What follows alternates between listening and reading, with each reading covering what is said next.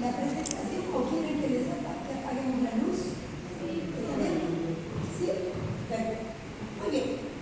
Principios generales de la función gastrointestinal, motilidad, control nervioso y circulación. Eso es lo que vamos a ver hoy. Arranquemos con los objetivos de la clase. ¿Sí? Los objetivos de la clase. Número 1.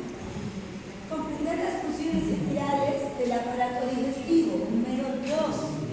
Describir la anatomía fisiológica de la pared gastrointestinal y las propiedades del músculo liso.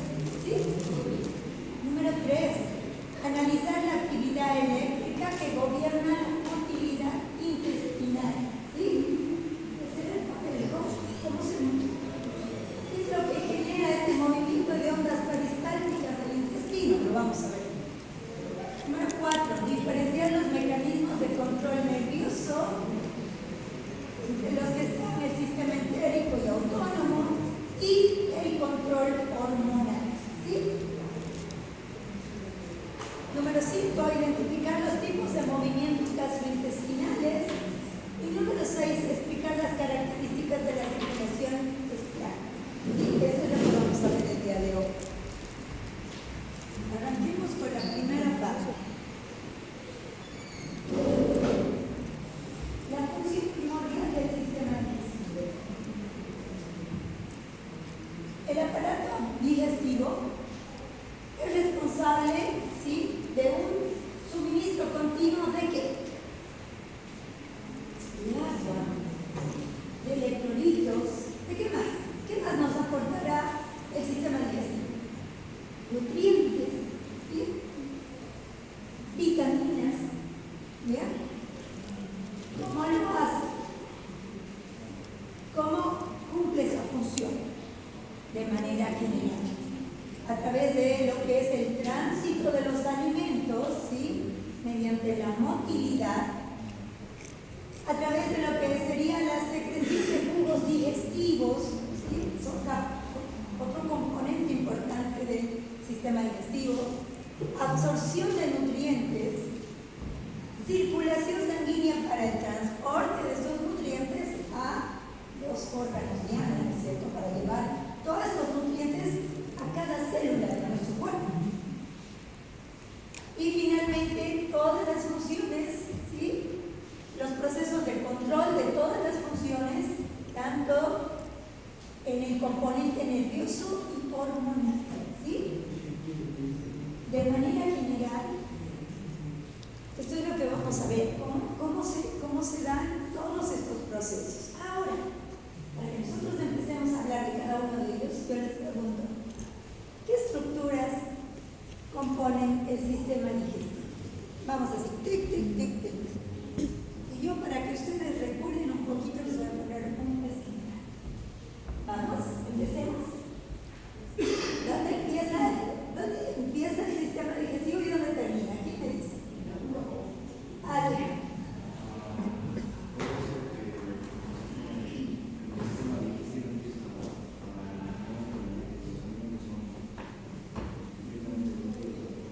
Muy bien. Se emite el alimento en la boca. Perfecto. Desde que se introduce en la boca. Perfecto. ¿Y dónde terminará el tubo digestivo? El sistema digestivo. Y ustedes fíjense que cada uno de los sitios, de los segmentos del sistema digestivo, tiene una función elemental para todo lo que hemos mencionado en la diapositiva anterior, ¿sí? Para la absorción de nutrientes, para la absorción de agua, electrolitos, vitaminas, ¿sí? Para todo eso, ¿sí? Bien. Empieza en la boca y termina ¿dónde? En el ano. Muy bien. Entonces nosotros recordemos, porque ahora cuando vayamos hablando, describiendo todo lo que es sistema digestivo, ustedes van a ir viendo qué función cumplirá el esófago. O empecemos desde arriba, qué función cumplirá la boca, ¿sí? El esófago y el resto de las estructuras del tubo digestivo. Entonces, el tubo digestivo inicia a nivel de la boca, ¿sí? Se continúa ¿dónde? ¿Con qué estructura anatómica? Con el esófago, una estructura larga, ¿sí? Posteriormente, esto se conecta al esófago, se conecta ¿con qué segmento? Con el estómago, ahí está el estómago, con el estómago. Y luego del estómago, ¿qué viene? El intestino delgado. Muy bien, el intestino delgado, perfecto. Nosotros, el empiezo del intestino delgado, ¿sí? Tiene un segmento que se llama el duodeno. También vamos a hablar de eso, ¿sí? El duodeno. ¿Ven esa cita siempre? Duodeno. Intestino delgado, luego intestino grueso. Ya vamos a ver cada uno de sus segmentos. El intestino grueso, fíjense que tiene un colon ascendente, un colon transverso y un colon descendente, de acuerdo a la disposición que está en el abdomen, ¿sí? Luego nosotros acá, ¿qué es lo que tenemos? Tenemos lo que sería el recto, ¿sí? Y finalmente el ano, ¿sí? Esos son los componentes principales del sistema digestivo, pero hay algo adicional. En el sistema digestivo, además de toda esta estructura que acabamos de mencionar, y todos estos segmentos, ¿sí? Nosotros tenemos, entre otros componentes del sistema digestivo, ¿a quién? En el lado derecho, en el hipocondrio derecho, ¿a quién? Al hígado. Muy bien. La víscera maciza, con funciones elementales que las vamos a ver, las vamos a desarrollar, donde se encuentra también la vesícula biliar. Muy bien. ¿Qué otra estructura tenemos aquí que aparece de color amarillito, que también tiene su función? El páncreas. Muy bien. El páncreas. De manera general, queridos jóvenes, esta es la disposición del sistema digestivo, ¿sí? Y ahora nosotros vamos a ver básicamente sus funciones sobre todo de orden fisiológico, ¿sí? Algo que nos hemos olvidado mencionar en la boca. ¿Qué glándulas tendremos ahí? Porque hay que ver sus funciones alimentarias también en lo que es el funcionamiento del sistema digestivo. Muy bien, carótidas y qué más. Muy bien, las glándulas salivales. Fíjense en la disposición de estas glándulas, ¿sí? Bien, ahora recordemos esta imagen en la descripción de todo lo que se viene a continuación, que son las funciones de cada uno de estos segmentos, ¿sí? Entonces, hablemos de algo importante. La anatomía fisiológica de la pared intestinal. Nosotros hasta ahorita hemos visto cada segmento del tubo digestivo, cada uno de estos segmentos, ¿sí? Cumple funciones elementales. Si nosotros queremos hacer así un breve resumen de las funciones que cumple cada uno de estos sitios antes de que nos entremos a describir la anatomía fisiológica de la pared intestinal, si nosotros tendríamos que describir la función del tubo digestivo a nivel de la boca, ¿qué podríamos decir de ella? ¿Cuál será la función a nivel de la boca? ¿Qué cosa?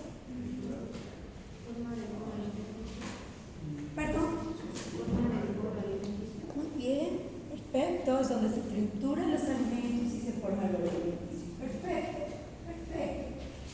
Esto se hace gracias a lo que es la función de las glándulas, ¿no? Por ahí tenemos glándulas salivales, las parótidas, ¿sí? Que nos dan toda esa condición que necesitan los alimentos para que sean un bolo alimenticio idóneo, ¿sí?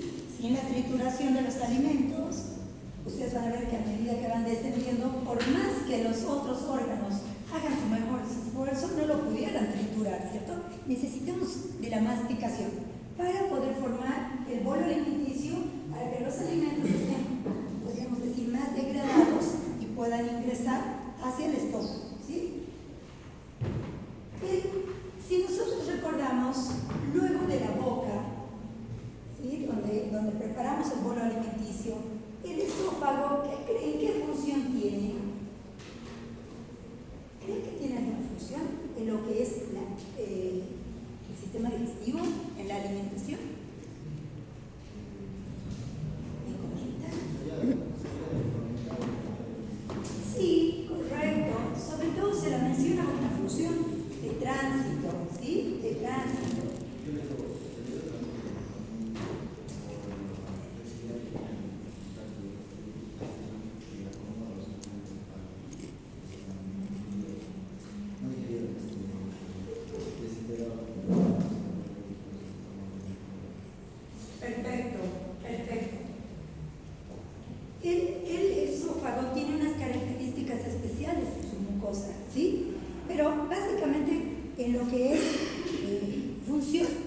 se la describe como de tránsito nada más, ¿sí?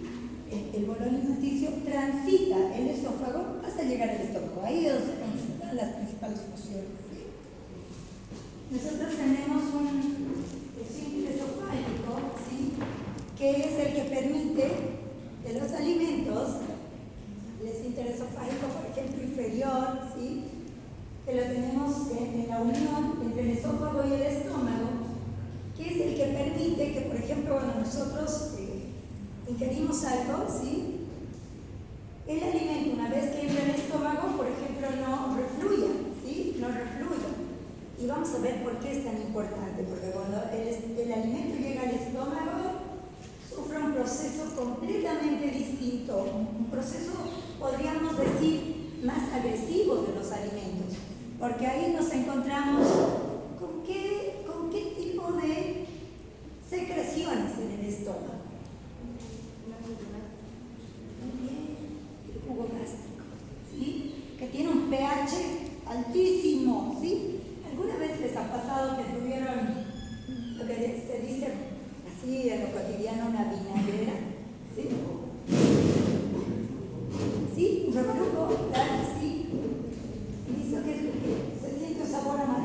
Alguna vez nos pasa, por decir, cuando hemos comido y nos agachamos o nos hemos ido al gym, ¿sí? Estamos haciendo algún ejercicio que el estómago está trabajando con los alimentos y como que quiere vencer a el esfínter esofágico inferior, que es muy fuerte. El esfínter esofágico inferior se cierra tan fuerte que no permite el paso de los alimentos en retroceso, en reflujo, ¿sí? Entonces, ¿por qué? Porque ahí los alimentos están en contacto con el ácido clorhídrico. Y el ácido clorhídrico, ¿saben qué? Es sumamente lesivo para el esófago, ¿sí? Es lesivo, le causa lesiones, le puede causar úlceras, ¿sí? Úlceras esofágicas. Por eso es que es importante que nosotros recordemos lo que son la anatomía normal del sistema digestivo, ¿sí? Entonces nosotros hemos dicho que el esófago simplemente cumple una función de tránsito, ¿sí? Pero entre cosas importantes que tenemos que tener en cuenta es que tiene un esfínter esofágico superior, ¿sí? En la parte de arriba, ¿sí? La parte más superior del esófago, y un esfínter esofágico inferior que está en conexión con el estómago. ¿Bien? ¿Qué es lo que nos permitirá el esfínter esofágico superior? ¿Alguna vez les ha pasado cuando están comiendo algo y como que lo quieren ingerir y se dan cuenta que es algo dañino y les viene automáticamente un reflejo nauseoso? ¿Sí? Bueno, ese reflejo nos ayuda, a ese reflejo también nos ayuda, si tiene ese orden central, ¿sí? También nos ayuda el esfínter esofágico superior. ¿Por qué? Porque detecta algún cuerpo extraño que está ingresando y que nos puede lastimar, ¿sí? Como cuando nos estamos queriendo comer, por decirles, un trocito de pan y porque estamos apurados, no lo hemos triturado bien, no hemos formado bien el bolo alimenticio. Entonces lo queremos ingerir y nuestro cuerpo automáticamente, gracias al esfínter esofágico superior y al estímulo nauseoso, lo volvemos. No sé si les ha pasado. Eso es un mecanismo de defensa, ¿sí? ¿Por qué? Porque nosotros no podemos permitir que ingrese a nuestro sistema digestivo algo que puede ser un cuerpo extraño, que puede ser dañino, ¿sí? Entonces, básicamente, a excepción de los esfínteres, ¿sí? Que tienen su función importante, el esófago es una estructura, un segmento del tubo digestivo que es del tránsito, ¿sí? De tránsito. Y el estómago es el sitio donde se genera, ¿qué cosa? Donde los alimentos se digieren, ¿sí? Donde cumple el otro brazo. Nosotros no habíamos formado el bolo alimenticio en la boca gracias a los dientes, pero ahora necesitamos que esos alimentos puedan, si vale el término, digerirse más. ¿Y eso cómo lo logramos? Gracias a la secreción del tubo gástrico, ¿sí? En el estómago. ¿Bien? Una vez que los alimentos se digieren en el estómago, ¿dónde tendrían que pasar? Muy bien, el duodeno.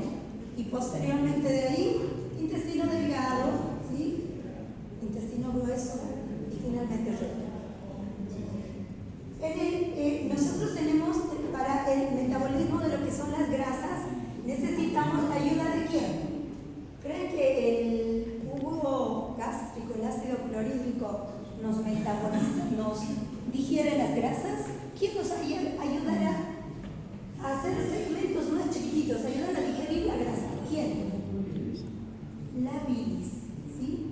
La bilis, que está segregada ¿por quién? Por el hígado y lo que es la vesícula, ¿sí? ¿Bien?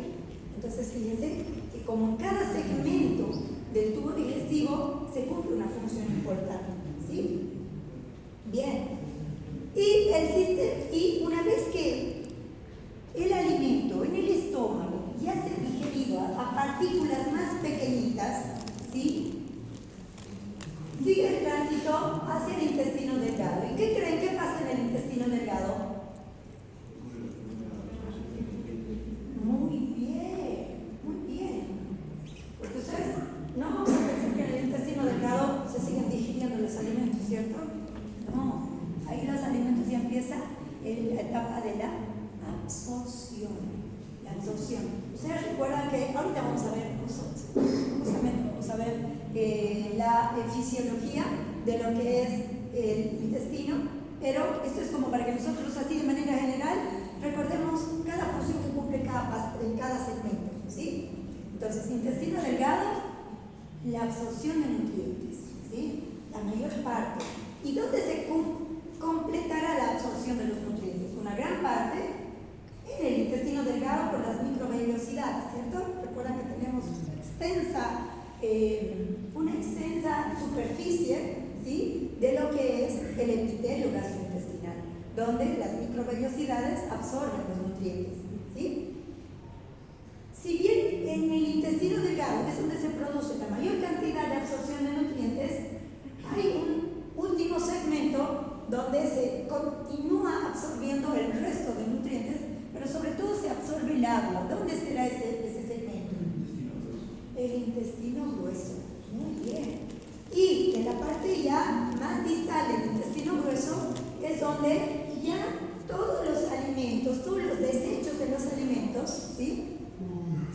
Van constituyendo la materia fecal, es decir, lo que no le sirvió al organismo, ¿sí? En otras palabras, ya se absorbieron los nutrientes, lo que no fue absorbido va hacia distal del intestino grueso para ser eliminado finalmente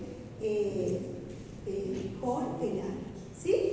Esa es de manera general cómo serían las funciones del sistema digestivo.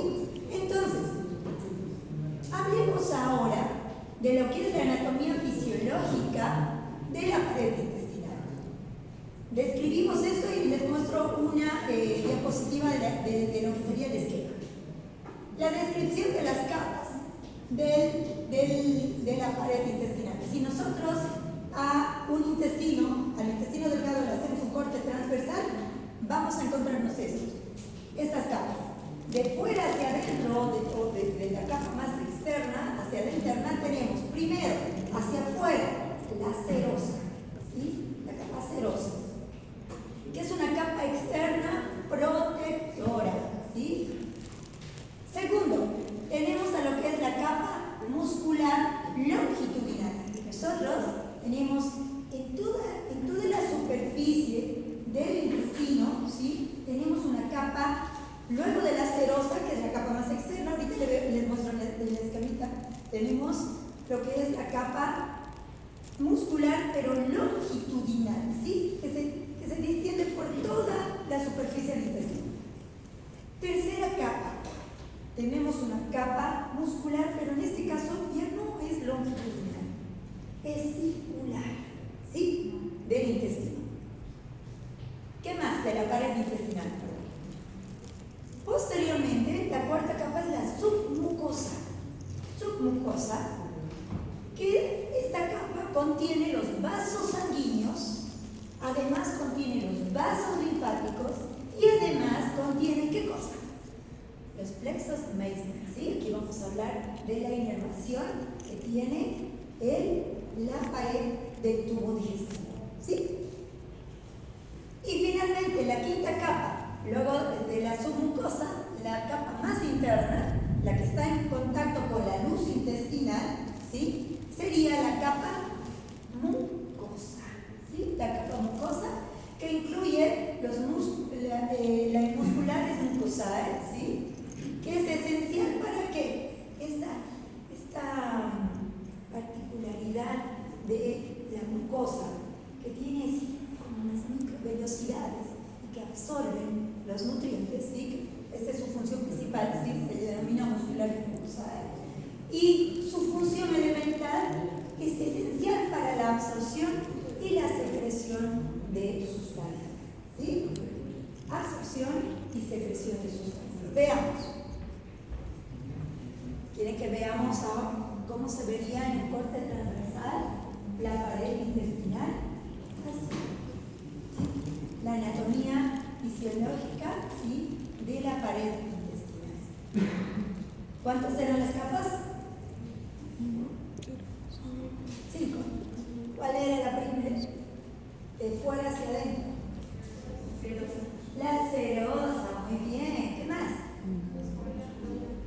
Muy bien, una capa muscular longitudinal que se extiende en toda la superficie del intestino. ¿La tercera? Muscular circular. Perfecto, perfecto. ¿Y la cuarta?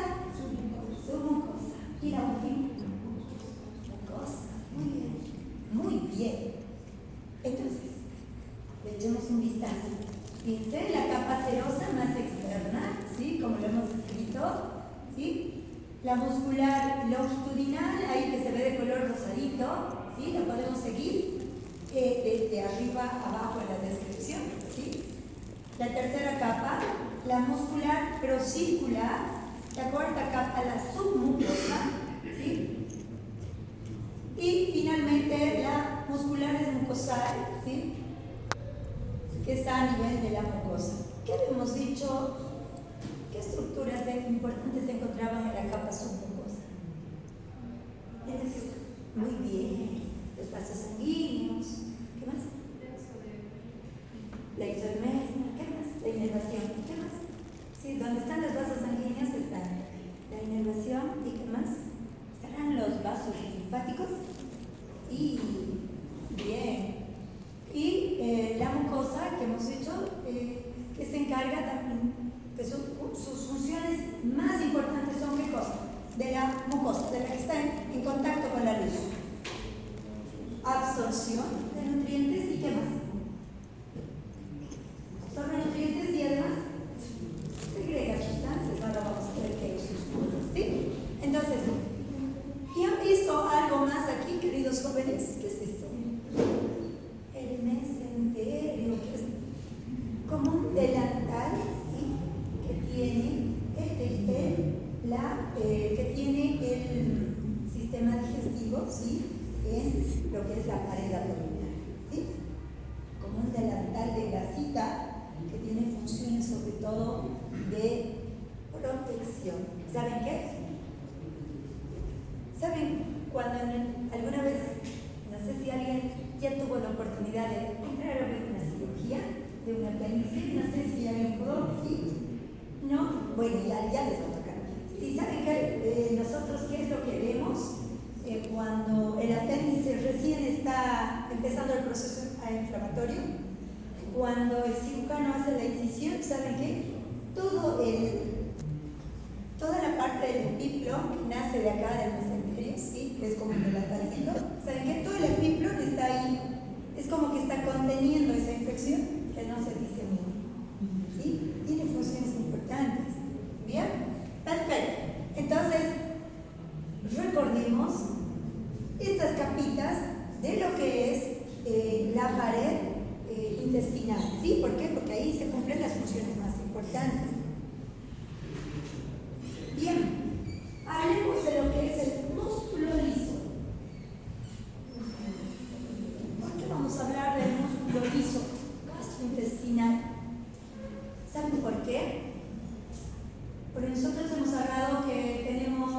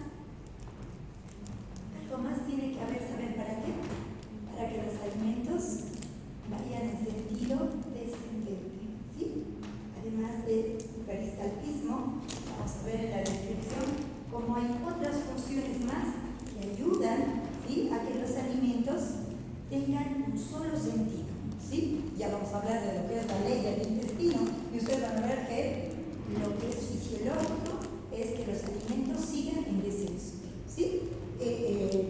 Todo lo que es el funcionamiento de la absorción de los alimentos, ¿sí? Entonces, el músculo liso gastrointestinal, un sitio funcional. ¿Recuerdas cuando hablábamos de sistema cardíaco? ¿Qué habíamos dicho? ¿Cómo era el músculo cardíaco? ¿Recuerdas que habíamos dicho que era con un sitio? Sí. Bien, se parece. Veamos por qué.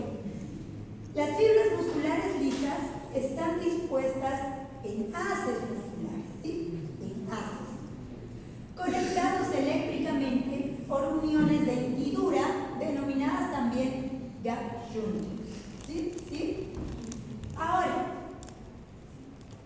esta conexión, ¿qué es lo que permite? Permite que las señales eléctricas se propaguen rápidamente, haciendo que la masa muscular actúe como una sola unidad o sin sitio, ¿sí? Es decir, ¿saben qué? Cuando basta que se active, basta que se estimule una parte del intestino, ¿sí? Gracias a lo que son las señales eléctricas, por el cambio de voltaje, ¿sí? en la membrana celular. ¿Saben qué? Basta que se inicie la estimulación en un sitio, todo el intestino automáticamente, gracias a este tipo de uniones de hendidura, gap junction, ¿sí? Se contrae, empieza a contraerse todo el intestino, ¿sí? Empieza automáticamente a contraerse todo. A eso se denomina sin sitio, ¿sí? Empieza la contracción en un sitio y se extiende en el resto de la superficie de la pared intestinal, ¿sí? El resultado del hecho de funcionar como sin sitio, gracias a las uniones de hendidura, es que las contracciones son coordinadas y eficientes. Las contracciones de la pared intestinal, ¿sí? Bien, hablemos un poquito de eso. La actividad eléctrica, las ondas lentas. Nosotros tenemos para la estimulación del músculo liso en la pared intestinal, ¿sí? Tenemos dos tipos de estímulo, uno que son las ondas lentas y las otras que van a ver que son ondas muy repetidas y muy intensas, ¿sí? Veamos las ondas lentas. Dice, no son potenciales de acción, sino cambios ondulantes y lentos en el potencial de membrana en reposo. Su función, no causan contracción por sí mismas, excepto en el estómago, pero controlan la aparición de los potenciales en espiga, que son los otros potenciales que están a cargo de la contracción del músculo liso en la pared intestinal. La frecuencia rítmica. Las ondas lentas, ¿no es cierto?, determinan el ritmo máximo de las contracciones, como por ejemplo 3 minutos en el estómago, 12 minutos en el duodeno, ¿sí? Son contracciones gracias a esta actividad eléctrica de ondas lentas, ¿sí? El intestino se va contrayendo, pero fíjense que por las características la contracción es de ondas lentas, ¿sí? No son contracciones rápidas, ¿sí? Son lentas. Su origen se cree que son generados por células intersticiales del cajal o también denominados marcapasos del intestino, ¿sí?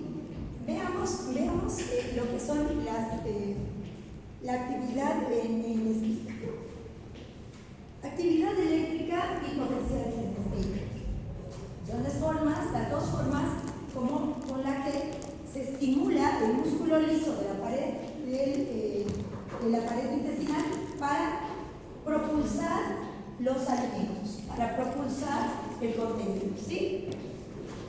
Los potenciales en espiga, la actividad eléctrica, potenciales en espiga, son los verdaderos potenciales de acción, ¿sí? En el músculo liso de la pared intestinal.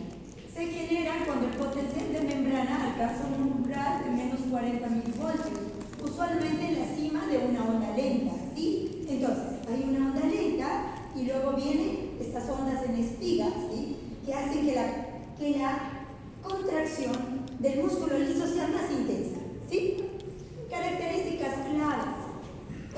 tipo de potenciales de espiga? Es que dependen de canales de calcio y de sodio, ¿sí? que son más lentos que los canales de sodio de las neuronas. Esto explica su mayor duración.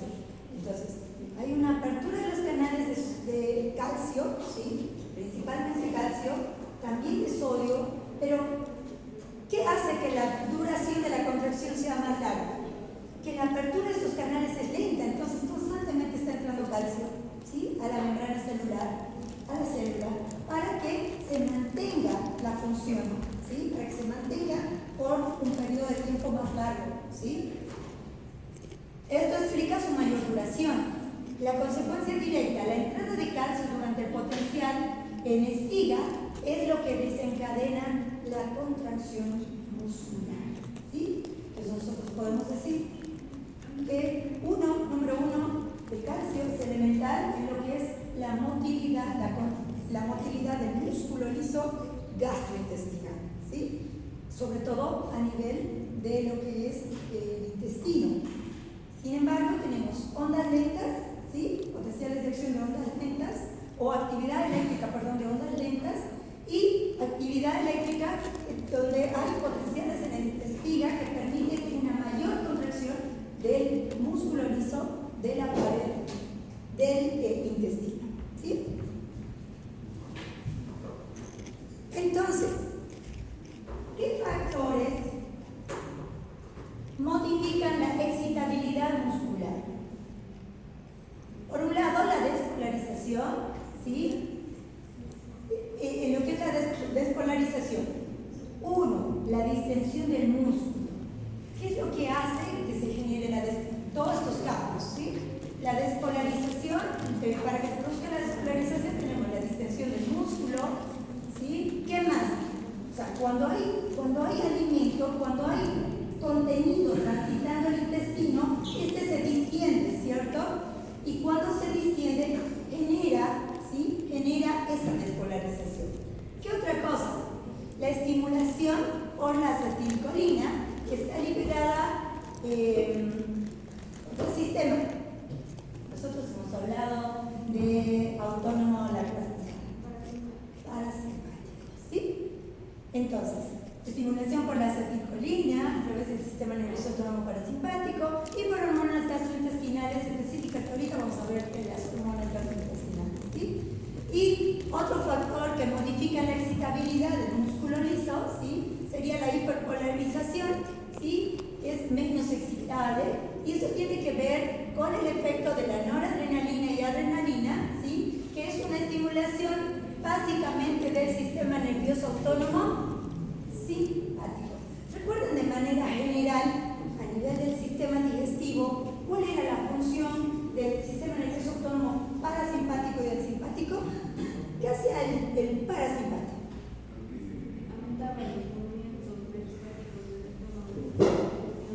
Bien, y aumentaba la secreción, ¿recuerdan? Y el simpático aquí. ¿Qué hace? Su compañera ya me escribió. ¿Cuál es la función del sistema nervioso autónomo parasimpático a nivel digestivo? ¿Qué hará el simpático si normalmente hace lo opuesto? Muy bien, reduce la motilidad gástrica, ¿sí? Y reduce la secreción de hormonas, ¿sí? Ahora, puede reducir tanto, queridos jóvenes, si el sistema simpático lo estimulara tanto, puede reducir tanto que causa ¿qué en nuestro organismo? Si nosotros, una constipación, ¿sí? Que la persona no pueda eliminar por más de 5 días, lo que nosotros decimos, el paciente está en catálisis negativa, ¿no? Quiere decir que por más de 5 días no realiza catálisis, ¿sí? Y eso, fíjense que el sistema nervioso autónomo simpático es el que nos produce eso. ¿Por qué? Porque reduce la estimulación de la motilidad. Y a la inversa, el parasimpático es el que la estimula. ¿Sí? Control nervioso. Y eso está así, ¿por qué? Porque en la anterior clase hemos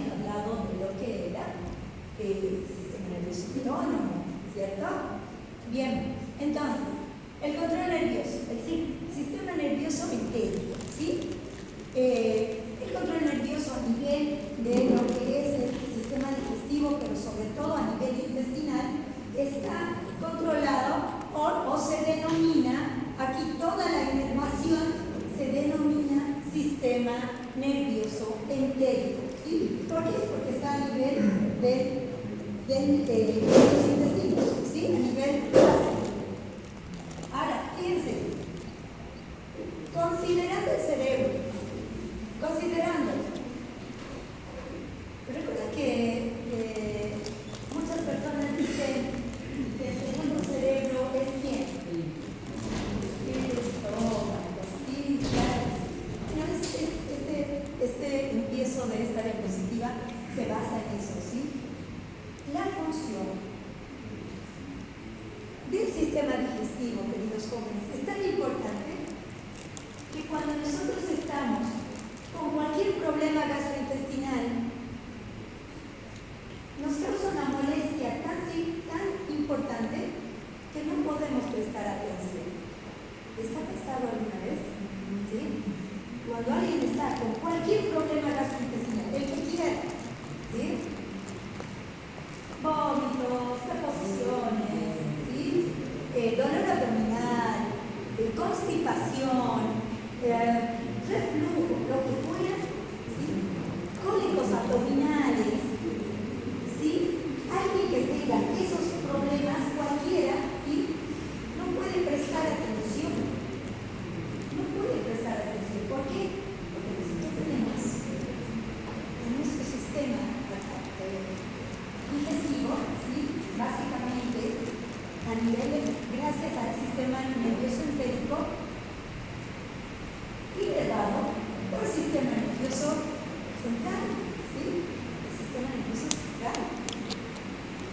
Así que veamos, considerado el cerebro del intestino, ¿sí? Fíjense que el sistema nervioso entérico se lo considera el cerebro del intestino. Tiene una red de 100 millones de neuronas localizados completamente en la pared del tubo digestivo. Muchísimas, ¿sí? Muchísimas. Innervado extensamente, ¿sí? Controla ¿qué cosa? Controla principalmente los movimientos y las secreciones, ¿sí? Los movimientos, ¿sí? El intestino y las secreciones. Está compuesto ¿por qué? Por dos plexos principales del sistema nervioso entérico. Uno, el plexo mientérico, o también conocido como plexo de Auerbach, ¿sí? Y el plexo submucoso, o también denominado plexo de Meissner. Ahora, ¿dónde estaban estos plexos? Los que estaban al principio de la clase, parte de las capas de la pared muscular, de la pared intestinal. Muy perfecto. Vamos. Entonces, veamos cómo está esta disposición.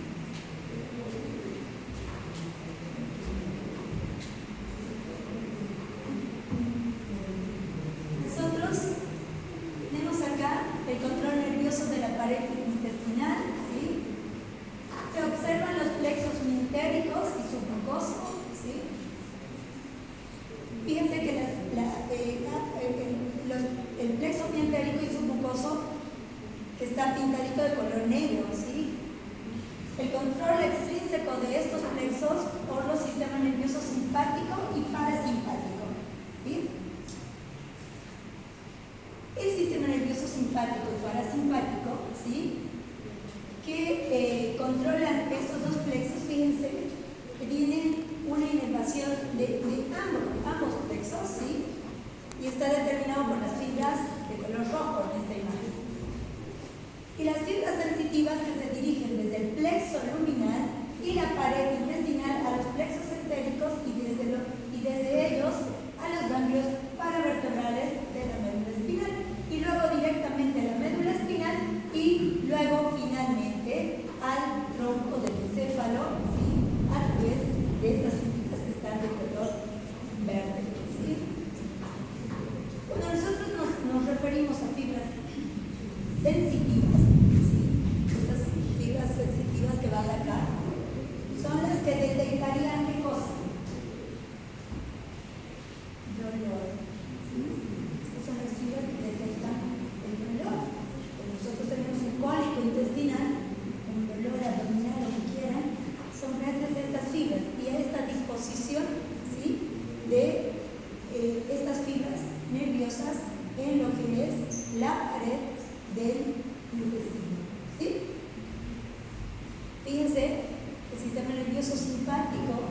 Bien. Cómo inerva ambos de los plexos, el plexo mentérico y el plexo submucoso, y el parasimpático, a través de sus neuronas